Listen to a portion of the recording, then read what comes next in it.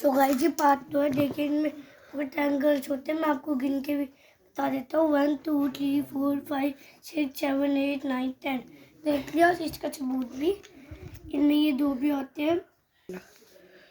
मैं सभी एक कट करके दिखाता हूँ। ये वाइट वाला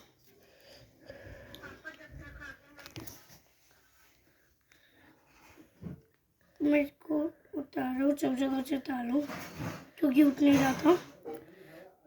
सब जगह चीज के बाद उतारना भी होता है। गाइस ये मैंने बनाया है।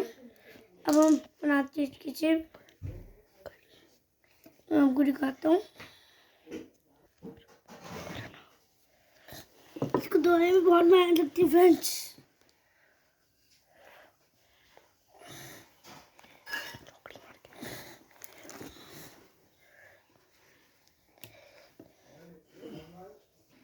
इसके बाद ये भी काम से गलती हो गया। देखिए मैं ये बना चुका है। Like bye.